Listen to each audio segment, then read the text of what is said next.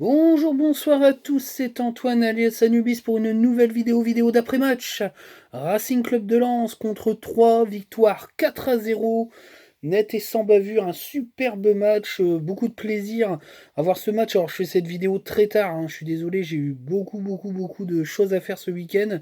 Je devais la faire lundi, mais j'étais complètement game over. J'ai voulu la faire mardi, mais j'étais overbooké. Donc ben là, on est mercredi. Bon après c'est pas grave, c'est trêve internationale, hein, c'est pas non plus... voilà, j'avais le temps un peu de la faire, et puis ça m'a permis de revoir le match en replay, ce qui est toujours bien, et c'est très agréable de revoir un match d'une telle facture. On va commencer par le 11 titulaire avec Wilker Farines dans les buts avec la suspension de l'ECA. Le trio maintenant qui est indéboulonnable, Danso, Gradit et Medina.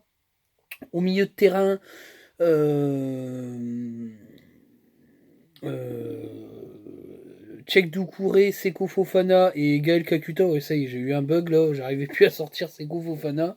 Voilà, donc le retour de Gaël Kakuta en milieu de terrain offensif, hein, soutenant deux attaquants. En piston, donc à droite, Jonathan Klaus, équipe de France. Enfin, ça n'a pas été le cas, mais franchement, il le mérite 15 000 fois quand on voit. Enfin, on y reviendra après, on fera une parenthèse. Et puis Frankowski à gauche. Et devant, Kalimwendo et Wesley Saïd.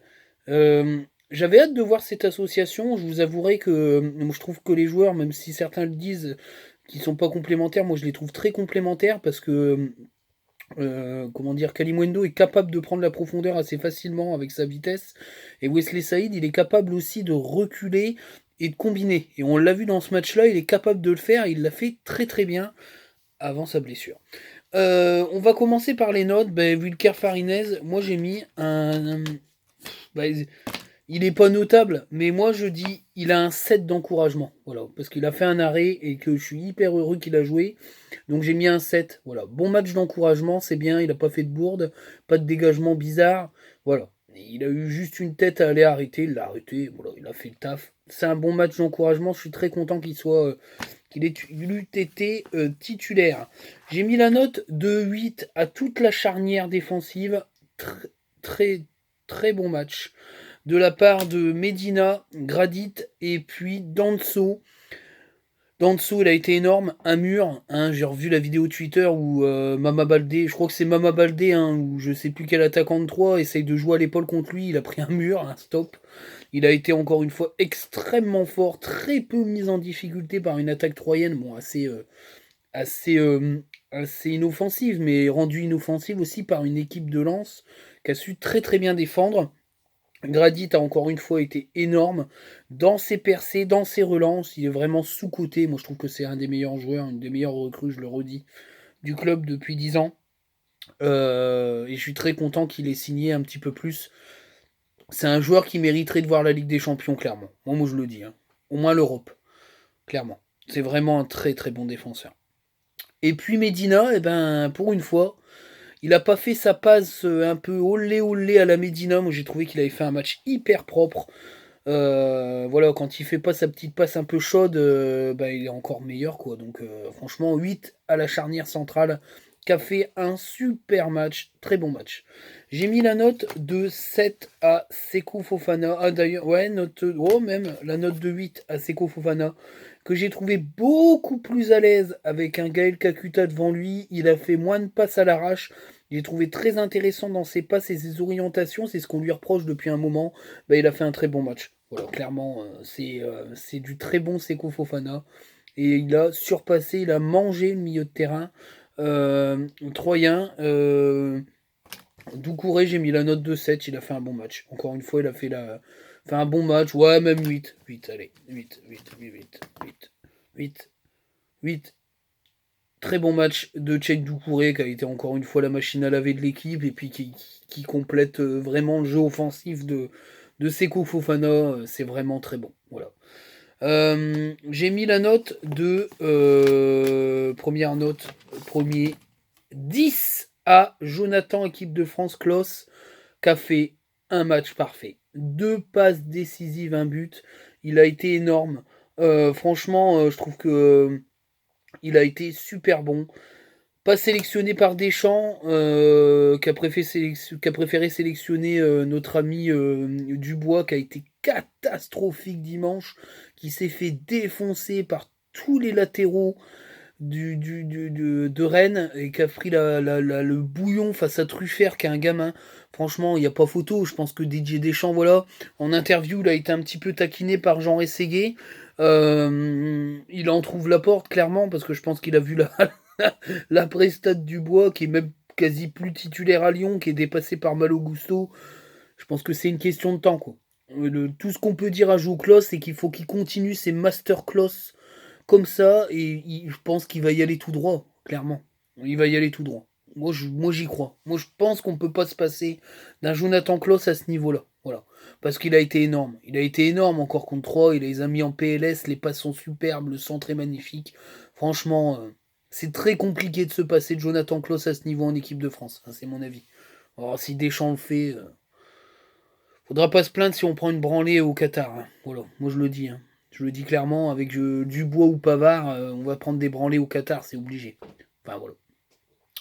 Son compatriote de l'autre côté, ben, j'ai mis 8. Hein. Très bon match de Frankowski, qui marque encore un but, qui a la réception d'une frappe contrée de Florian Sotoka. Ben, il est fort. Il est très fort. Et il continue comme ça, et c'est peut-être une des recrues les plus surprises de cette saison. Il est vraiment très costaud. Voilà. Et ça fait très très mal. J'ai mis la note de 8 également. Je mets des très bonnes notes parce que le match a été très bon. Très bon match de Gaël Kakuta. On a revu le Kakuta capable de combiner, de faire des super passes. Il fait une passe à l'intérieur, un truc de ouf. Enfin, franchement, il a été très bon. Parce qu'il a été passable depuis un moment. Peut-être physiquement, c'était pas ça, mais là, il a fait un très très bon match. Voilà, donc 8. 8 pour Jonathan Klaus. Pour Gaël Kakuta. Oh là, je suis pas... bon. Je suis pas très en forme, hein. Un peu fatigué. La note de 9 au duo d'attaque. Excellent match du duo Kalimwendo Wesley Saïd. J'ai trouvé que Wesley Saïd avait été excellent juste avant ce qu'il se blesse. Et une superbe reprise de volée sur le centre de Jonathan Klaus. Faut la mettre celle-là, elle est magnifique. Et puis sur la frappe où Jonathan Klaus marque le but, il fait une frappe vicieuse avec un rebond. Gauthier Gallon, il avait un peu la peau de pêche vendredi, mais en tout cas, il a fait un excellent match. Et puis Kalimwendo, pareil, il marque un but. Et moi, je trouve qu'il a fait un excellent match. Il a été très dangereux. Il s'est bien mis dans les espaces. Du coup, c'est vrai que la rentrée de Florian Sotoka, elle fait pas le figure. Je le note pas parce que je trouve que c'est un peu du. Enfin voilà, je veux pas être dur avec lui. Je le note pas. Pour moi, il fait une mauvaise entrée. Clairement, il est en dessous des deux et on a vu la diff quand il est rentré. Après, il frappe et ses contrées, ça revient sur Frankowski, mais encore une fois, face au but, c'est pas assez bon, quoi. C'est pas assez bon et là, il souffre de la comparaison, quoi. Et c'est c'est assez compliqué, clairement. C'est bon, c'est c'est c'est pas terrible. C'est pas terrible et on voit la diff avec un Wesley Saïd qui revient d'un an de blessure et qui lui a déjà passé devant.